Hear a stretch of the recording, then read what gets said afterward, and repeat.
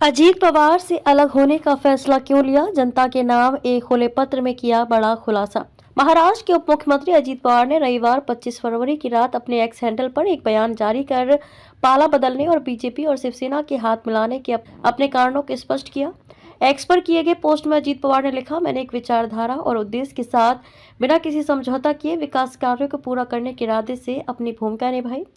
मैंने पाया कि इस देश में प्रधानमंत्री मोदी और गृह मंत्री अमित शाह के नेतृत्व में महत्वपूर्ण विकास कार्य हो रहे हैं। उन्होंने कहा कि मुझे उनके नेतृत्व और सही निर्णय लेने की प्रक्रिया जैसे गुण पसंद आए। मेरी और उनकी कार्यशैली बहुत समान है।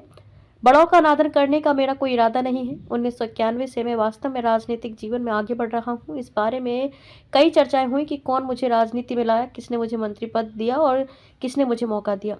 दरअसल राजनीति में मुझे संयोगवश मौका मिल गया। उस समय राज्य स्तर पर नेतृत्व के लिए एक युवा की जरूरत थी, इसलिए मुझे एक परिवार के तौर पर वह मौका मिला। अवसर मिलने के बाद मैंने दिन रात काम किया, इसका अधिकतम लाभ उठाने के लिए कड़ी मेहनत की, अन्य सभी जिम्मेदारियों को नजरअंदाज किया और खुद को सामाजिक कार्यों के लिए समर्पित कर दिया।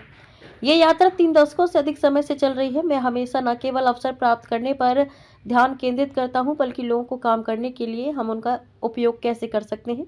मैंने सुबह 5 बजे से काम शुरू करने की आदत बना ली, क्योंकि समय आने पर समाज कल्याण, रचनात्मक और विकास कार्यों में तेजी आनी चाहिए। मैंने हमेशा उन मतदाताओं के जीवन की गुणवत्ता में सुधार लाने की कोशिश की है जिन्होंने प्यार किया है और अपना विश्वास व्यक्त किया है।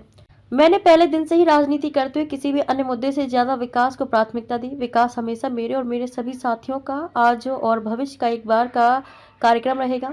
मैंने कुछ समय के लिए एक सत्तारूढ़ दल के रूप में और कुछ समय के लिए विपक्ष के रूप में अपने दिनों को देखा।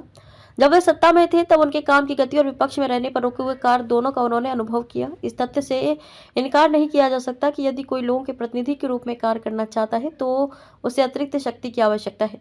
उन्होंने विचारधारा और लक्ष्यों से समझौता किए बिना विकास कार्यों को गति देने के उद्देश्य से एक अलग रुख अपनाया, जिसमें किसी का अपमान करने, किसी की भावनाओं को आहत करने, किसी के साथ विश्वासघात करने या किसी की पीठ में छुरा घोंपने का कोई इरादा नहीं था और ना कभी रहेगा।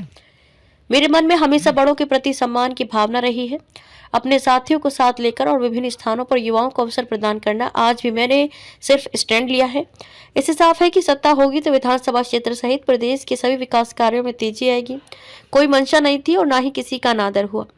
मैंने पाया कि प्रधानमंत्री नरेंद्र मोदी और गृह मंत्री अमित शाह के नेतृत्व में देश का विकास महत्वपूर्ण, मजबूत नेतृत्व और सही निर्णय लेने की क्षमता है।